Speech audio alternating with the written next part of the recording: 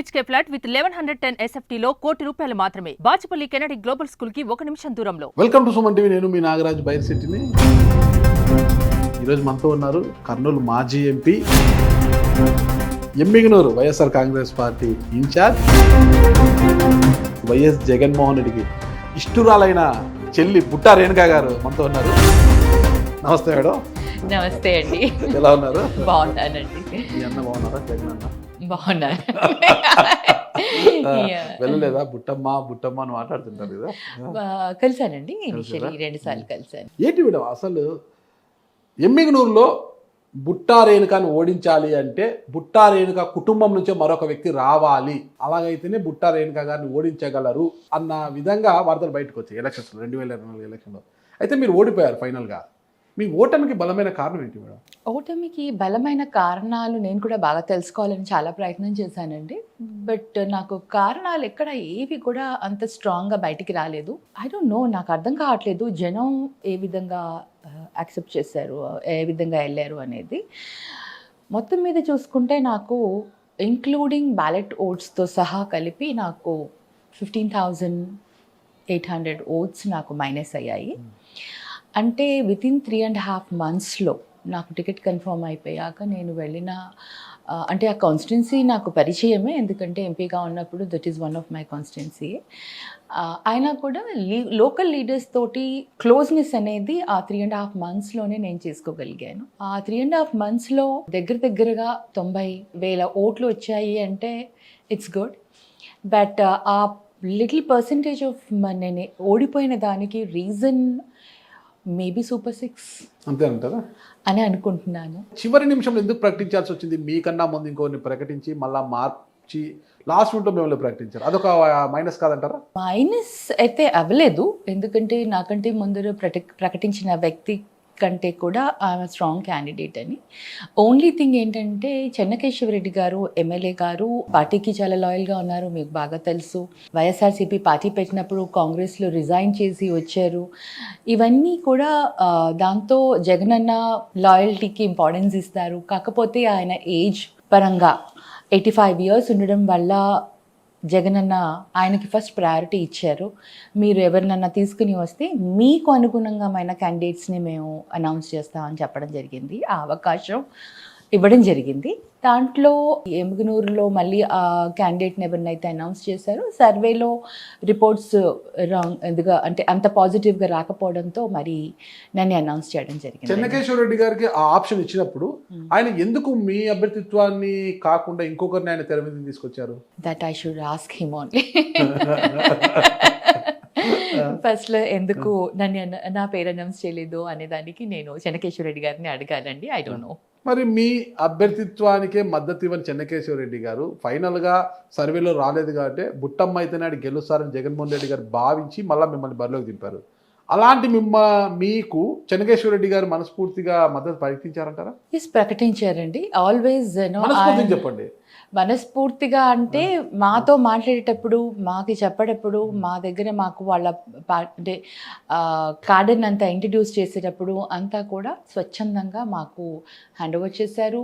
ఆయన ప్రతి మీటింగ్లో వచ్చేసి తప్పకుండా గెలిపించాలి, మనం రేణుక గారిని మనం తప్పకుండా గెలిపించాలి, అంతేకాకుండా దాంట్లో మా అబ్బాయికి కూడా ఎమ్మెల్సీ ప్రామిస్ చేశారు కాబట్టి మనం తప్పకుండా గెలిపించాలి అనేసి స్వచ్ఛందంగా ఆయన సపోర్ట్ చేశారు. మీ అభ్యర్థితో ప్రకటించిన వెంటనే లోపాయ గారి ఒప్పందంగా చెన్నకేశ్వరరెడ్డి గారు జయనాగేశ్వరరెడ్డి గారికి మద్దతు ప్రకటించారంటారు. ఆయన గెలుపు కంటే రెడ్లు ఏకమైపోయారు. ఒక బీసీని గద్దెనెక్కించడానికి ఇష్టపడిన రెడ్డి గారు, రెడ్డి వర్గం అంతా కూడా ఆ రెడ్డికి మద్దతు ప్రకటించారంటారు. ఏంటి, మన దగ్గర ప్రూఫ్ లేనప్పుడు మనం మాట్లాడకూడదు. అది ఓన్లీ రూమర్గా బయట మాట్లాడుతున్నారేమో తెలియదు కానీ, but it's not a fact. ఇంకోటి, అసలు మీ అభ్యర్థిత్వాన్ని తొలుత ప్రకటించడానికి పోవడానికి కారణం కూడా ఎన్నికలకు ముందు బుట్టా రేణుక గారి ఆస్తులు వేలానికి వచ్చాయి, అది ఇది కొన్ని పత్రికల్లో రావడము, వార్తలు బయటికి రావడము, కొంత సోషల్ మీడియాలో ట్రోల్ కావడం, ఇదంతా జరిగింది. ఎల్ఐసికి షాక్ ఇచ్చారు, ఎల్ఐసి కూడా మీ ప్రాపర్టీస్ని వేలం వేస్తుంది. ఇవన్నీ కూడా మీకు ఒక ఇబ్బందికరంగా మారలేదంటారు ఎన్నికల ముందు? లేదండి. ఎనీ బిజినెస్ పర్సన్కి కొన్ని బిజినెస్ పరంగా ఇబ్బందులు ఉంటాయి.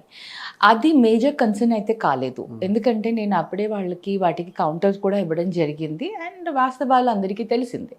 ఎందుకంటే ఆప్షన్ రావడము, పేపర్లో అనౌన్స్ అవ్వడము, ఇవి హైడ్ చేసే విషయాలు కాదు. సో మేము వెరీ క్లియర్గా చెప్పాము, ఏదైతే ఎల్ఐసి లోన్ తీసుకుంటున్నామో అది మేము రీపే చేయని దానికి ఇదైంది. But still we are here to repay that. మేము బ్యాంకుని ఏదో మోసం చేయాలని కానీ, బ్యాంకు నుంచి ఏదో ఇది చేయాలని కాదు. ఎందుకంటే మేము అలా చేస్తే మా ప్రాపర్టీస్ అన్నీ వాళ్ళ దగ్గరే ఉన్నాయి కాబట్టి డెఫినెట్లీ ఆప్షన్లో వెళ్ళిపోయి వాళ్ళు రికవరీ చేసుకుంటారు. దాంట్లో మోసం అనేది ఉండదు. కాకపోతే మాకేంటంటే కరోనా టైంలో బిజినెస్ కొంచెం నడవక, కరోనా టైంలో కొంచెం బిజినెస్లు ఇబ్బంది అయ్యి, అంతకు ముందు కూడా మేము కొన్ని బిజినెస్లు లాస్లు రావడం వల్ల వీటి వల్ల కొన్ని ఇబ్బందులు అనేవి సహజం. బిజినెస్ మ్యాన్కి ఎప్పుడు గ్రాఫ్ ఒకే విధంగా అప్ వెళ్ళదు. ఒక్కొక్కసారి డౌన్ కూడా వస్తుంది, మళ్ళీ అప్ వెళ్తుంది. This is very natural. అది నేను చాలా సహజంగా చాలా క్లియర్గా ఎక్స్ప్లెయిన్ చేయడం కూడా జరిగింది. అది పెద్ద ఎఫెక్ట్ ఏం లేదండి. అంటే మొదట పార్టీ డబ్బున్న వారికే టికెట్లు ఇస్తూ వచ్చింది. ఆ క్రమంలో మీతో ఆర్థికంగా మీరు ఇబ్బందుల్లో ఉన్నారనే ఉద్దేశంతో తొలుత మిమ్మల్ని ప్రకటించలేదా అన్నది? అది లేదండి. జగన్ అన్న ఎప్పుడు కూడా వీళ్ళకి ఉందా వీళ్ళకి లేదా అని టికెట్స్ ఎప్పుడు ఇవ్వలేదు. ఎవరు గెలవగలుగుతారో ఎవరు గెలవరు అని ఆయన ఓన్ సర్వేలో ఏదైతే సర్వే చేయించుకున్నారో ఆ సర్వే ప్రకారమే టికెట్లు ఇచ్చారు. కానీ ఎవరి వెనకాల కూడా ఆస్తులు ఉన్నాయా లేదా అని మటుకు ఎప్పుడు చూసేవాడు కాదు, చూడలేదు. మీరు గతంలో చూసినా మీరు ఇప్పుడు చూసినా కూడా చాలా మందికి టికెట్లు ఇచ్చారు. ఎవరు కూడా అంటే రిచ్ పీపుల్ కాదు, ఎవరు పెద్ద ఇదిగా లేని వాళ్ళు కూడా టికెట్లు ఇవ్వడం జరిగింది. అసలు బుట్టా రేణుక గారు ఒక బీసీ సామాజిక చెందిన నాయకురాలు. కానీ మీ ఎమ్మిగనూరులో బీసీలు ఎక్కువ, అందులో చేనేతలు ఎక్కువ ఉన్నారు మీ సమాజంలో చెందినవారు. ఇంతమంది బీసీ ఫ్యాక్టర్ అక్కడ ఉండగా మరి ఒక బీసీ మహిళ మీ ఓటమి ఎందుకు జరిగిందంటే బీసీలు మీ వెంట నడవలేదంటారా? బీసీలలో ఓటమి అనేది జరిగింది అంటే కొంతమంది కొన్ని స్కీమ్స్కి మేబీ అట్రాక్ట్ అయి ఉన్నారేమో తెలీదు. ఎందుకంటే మేము కూడా వైఎస్ఆర్సీపీ పార్టీ చేనేతలకు ప్రతి సంవత్సరం 24,000 రూపాయలతో మద్దతు ఇచ్చింది, అందరికీ సహకరించింది, అన్ని విధాలుగా ఆదుకున్నారు. కానీ కొంతమంది వాళ్ళ పర్సనల్ వ్యూలో ఎలా చూసారో నాకు తెలియదు. కానీ డెఫినెట్లీ వాళ్ళు ఈ సూపర్ 6కి అట్రాక్ట్ అయ్యారని అనుకుంటున్నాను. ఎందుకంటే మీ పరిపాలన కన్నా, మీ 5 ఏళ్ల జగన్మోహన్ రెడ్డి గారి పరిపాలన కన్నా సూపర్ 6కే ప్రజలు ఎక్కువ అట్రాక్ట్ అయ్యారంటారు. దెన్ వీఆర్ గెటింగ్ మోర్, అంటే మనకి ఎక్కువగా ఎక్కడ వస్తుందో అన్న దాంట్లో కొంతమంది ఆశపడడంలో అది సహజం. ఇప్పుడు సూపర్ 6లో వాళ్ళకి స్పెషల్లీ విమెన్కి 3 గ్యాస్ సిలిండర్స్ ఫ్రీగా ఇస్తారన్నారు ఇయర్లీ. తర్వాత ఇంట్లో ఎంతమంది పిల్లలు ఉంటే అంతమందికి తల్లికి వందనం ఇస్తానన్నారు. తర్వాత ప్రతి మహిళకు 18 సంవత్సరాలు నిండి ఉన్నవారికి, 60 సంవత్సరాల లోపల వాళ్ళకి, ప్రతి మహిళకి నెలకు 1,500 రూపాయలుగా, అంటే సంవత్సరానికి 18,000 రూపాయలు ప్రతి మహిళకి. ప్రతి ఇంట్లో ఒకరు ఇద్దరు ఆ ఏజ్లో ఉన్నవాళ్ళు డెఫినెట్లీ ఉంటారు. That is one of the attractive ఇది. దాని తర్వాత మళ్ళీ పెన్షన్ కూడా 4,000 చేయడం జరిగింది. తర్వాత వికలాంగులకి 6,000. ఇలా చాలా అట్రాక్టివ్గా వాళ్ళు ఆ మేనిఫెస్టోని తయారు చేశారు. మరి అది ఇంప్లిమెంట్ చేయడం అసాధ్యం అని అందరికీ తెలుసు. నేను కూడా అనుకుంటున్నానండి. అంటే మన రాష్ట్ర బడ్జెట్ ఎంత ఉంది, మన రాష్ట్ర బడ్జెట్ యాక్చువల్ బడ్జెట్, మన రాష్ట్రంలో ఉన్న బడ్జెట్ మన ఎంప్లాయీస్ అంటే రాష్ట్రాల జీతాలు ఇవ్వడానికి కూడా సరిపోతుందో లేదో తెలియదు. మనకి సెంట్రల్ నుంచి వచ్చే ఏవైతే మన మనకి రావాల్సిన, రాష్ట్రానికి రావాల్సిన భాగం కింద గ్రాంట్స్ ఏవైతే వాటా ఉంటుందో ఆ వాటాదే మనం సంక్షేమ పథకాల కింద దాని కింద వెళ్తుంది.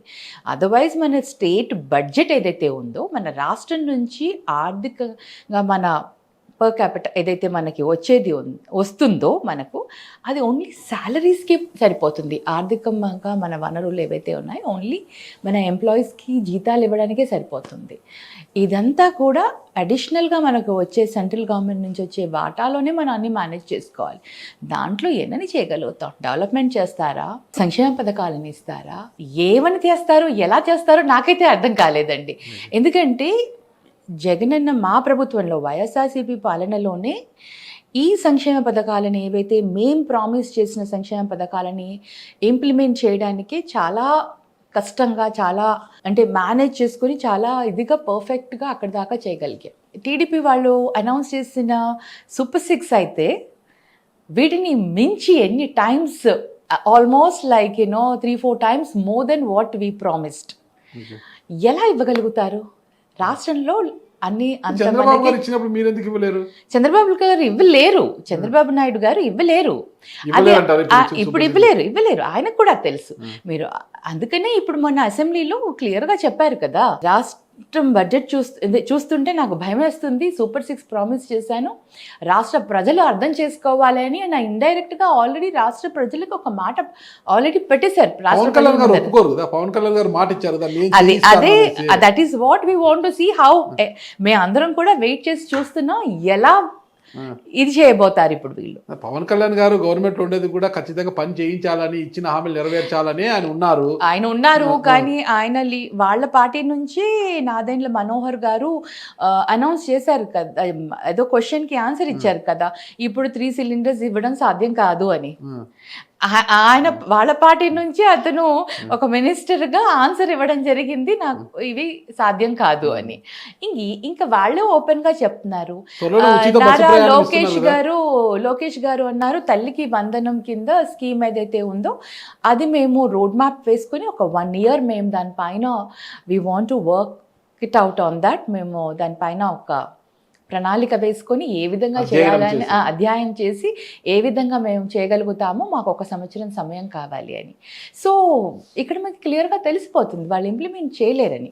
చంద్రబాబు నాయుడు గారికి ముందే తెలుసు ఇవన్నీ చేయలేమని. కాకపోతే ప్రభుత్వంలో రావాలి కాబట్టి అట్రాక్టివ్ స్కీమ్స్ అనేది అనౌన్స్ చేయాలి.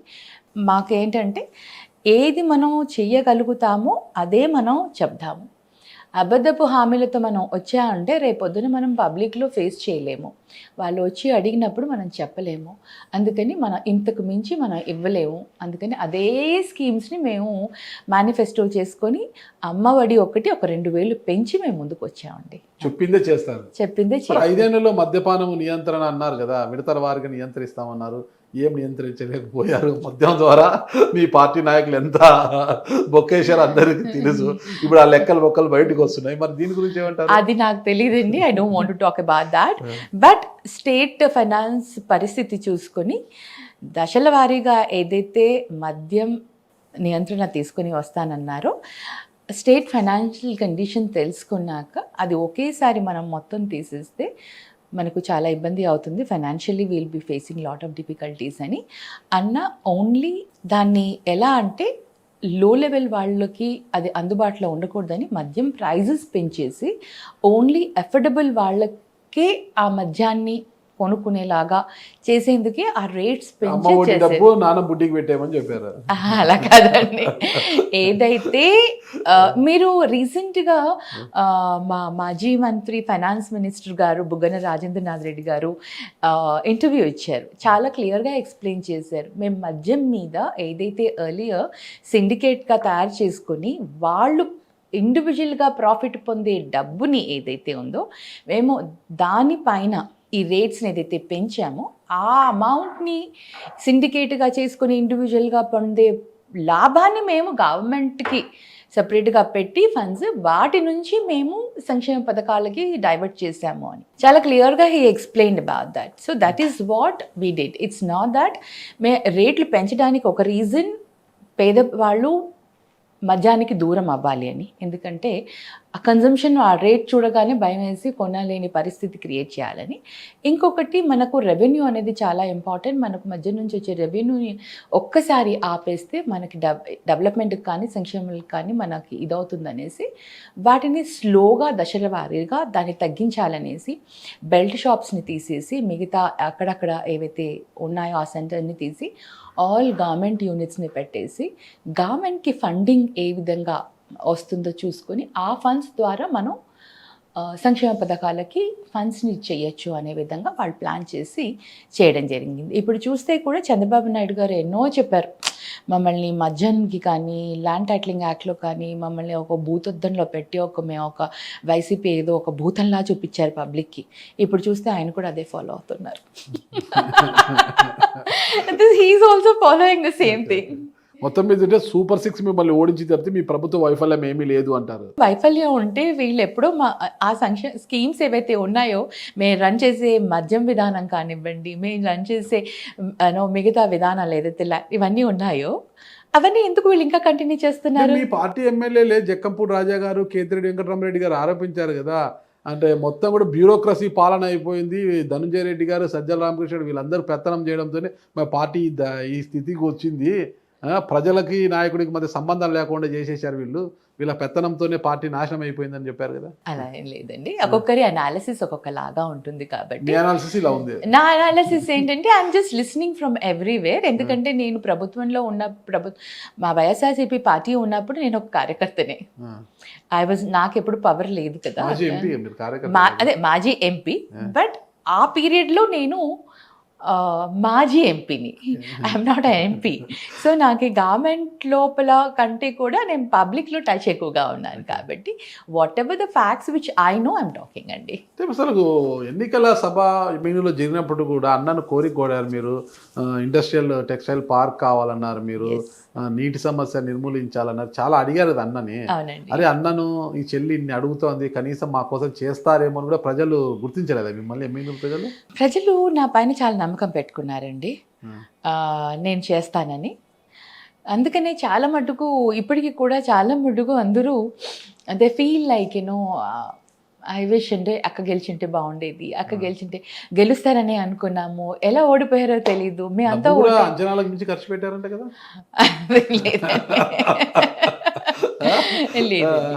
ఎవరు చెప్పారు బుట్టా రేణుకా గారు ఆస్తులు వేలానికి వచ్చాయని? చేతికి ఎమక లేనట్టుగా ఎన్నికల పంచుతుంటే ఇక్కడ ఆమె ఆస్తులు వేలానికి వచ్చాయా? అసలు ఈజీగా ఖర్చు పెడుతున్నారు అనేది చర్చ కూడా వచ్చింది. అదేం లేదండి, నాకు ఇలాంటివన్నీ ఏం తెలీదు. I'm just only my campaigning, my work, and I'm public ఏం విధంగా నేను చెయ్యాలి, గెలిచాక ఏం చేయాలి, నా ఆలోచనలు ఎప్పుడు అలాగే ఉండేవన్నమాట. నేను అప్పటికి వీవర్స్ కోసం ఏమేం చేయాలి, ఏ విధంగా వీళ్ళకి స్మాల్ స్కేల్ ఇండస్ట్రీస్ తీసుకుని రావాలి, నా థాట్స్ అంతా కూడా పోలింగ్ అయిపోయాక మనకి కౌంటింగ్కి చాలా రోజులు ఉండింది కదా, ఐ యూస్ టు థింక్ అనమాట, నేను ఏ విధంగా నేను చేయాలి అనేసి. బట్ అఫ్ కోర్స్ ఇప్పుడైనా కూడా నేను చేయొచ్చు, అది చేయడానికి నేను ఇప్పుడు కూడా చేసే దాని గురించి ఆలోచిస్తున్నాను, మాట్లాడుతున్నాను. స్మాల్ స్కేల్ ఏ విధంగా అవన్నీ ఏంటంటే అండి, ఇప్పుడు మనకి ఈ స్మాల్ స్కేల్ ఇండస్ట్రీ కానీ ఏదైనా ఉంటుందనుకోండి, ఎస్పెషల్లీ విమెన్కి ఇంటి దగ్గరే వాళ్ళకి ఒక ఉపాధి కల్పించడం women empowerment. So we have to just speak to some of the industries, లేకపోతే ఇలా మనకి కొన్ని products which we make and we export those to the foreign countries కండి, లైక్ ఎస్పెషల్లీ నిటెడ్ వన్స్, మనం అల్లికలు ఉంటాయి కదండి, వాటితో చేతి వృత్తులు, ఇవి చాలా బాగా మనకి ఫారిన్ కంట్రీస్లో చాలా డిమాండ్ ఉంది వీటిది.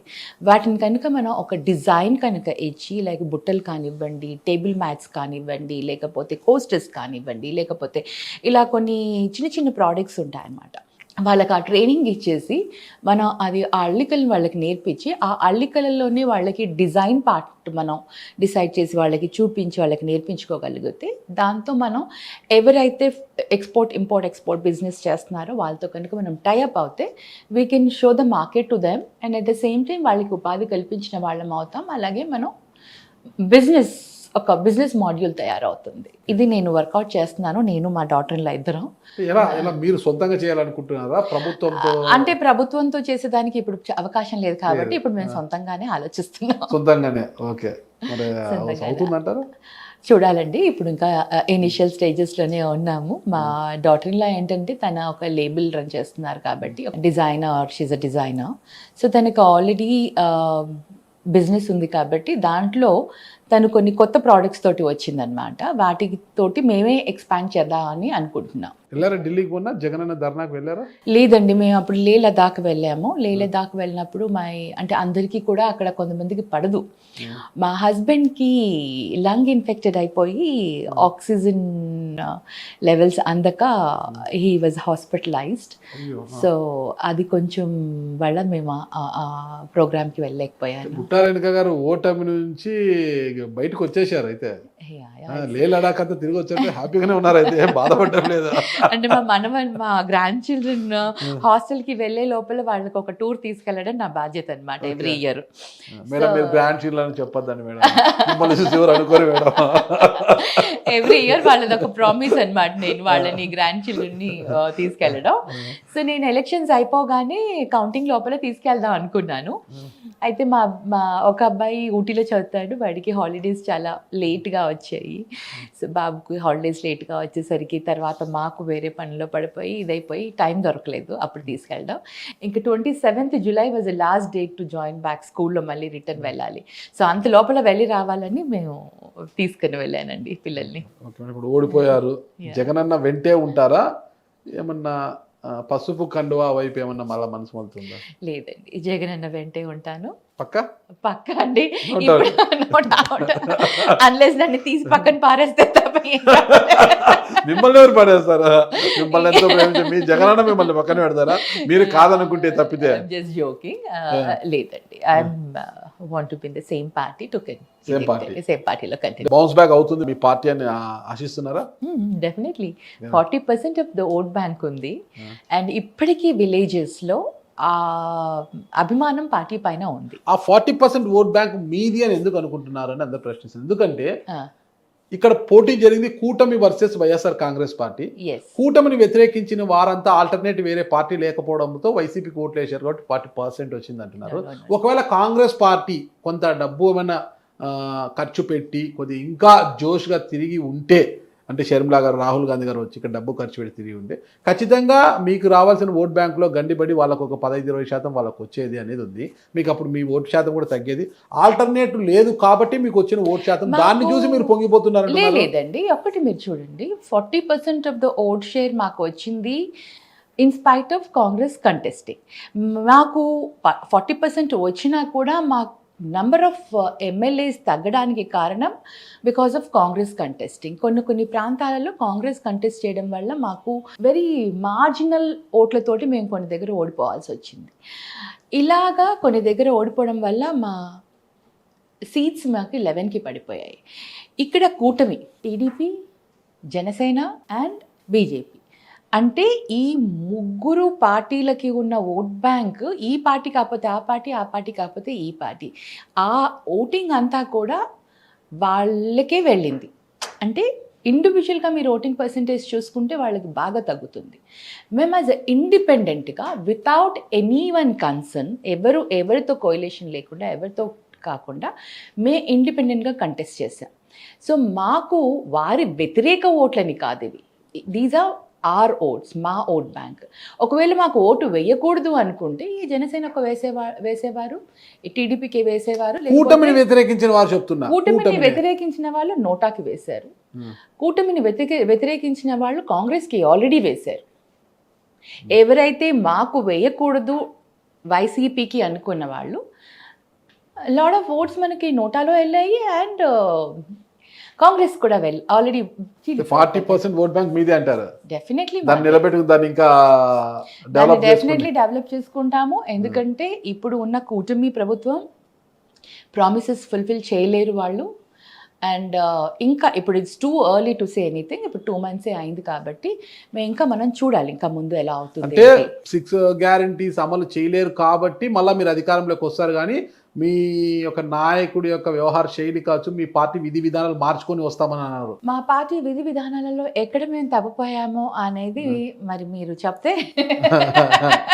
ప్రజలకి పార్టీకి, అంటే ప్రజలకి నాయకుడికి సంబంధాలు లేకోకుండా ఉండడము, క్యాడర్ని అసలు పట్టించుకోకుండా కరేపాకులాగా తీసి పడేసి ఎలక్షన్ వరకు క్యాడర్ని అంటిపెట్టుకుని అధికారంలోకి వచ్చింది క్యాడర్ని అసలు కార్యకర్తలంట గాలి కొదిలేసి చూడడము, 5-6 మంది ఒక పెద్ద నాయకులు, పెద్ద రెడ్లకు మాత్రమే పెత్తనం కట్టబెట్టి మొత్తం పరిపాలన చేయడము, సలహాదారులు బ్యూరోక్రసీని నమ్ముకొని పనిచేయడము, ప్రజలతో అసలు సంబంధాలు లేకుండా ప్రజలకు ఏం కావాలి, ప్రజలకు అడగకుండా వాళ్ళకి ఏం అవసరమో చూడకుండా మేము ఇస్తున్నాం తీసుకోండి నాకు ఓట్లు వేయండి అన్నట్టుగా చేసిన పరిపాలన, ఇదంతా కూడా మైనస్ కాదంటారా?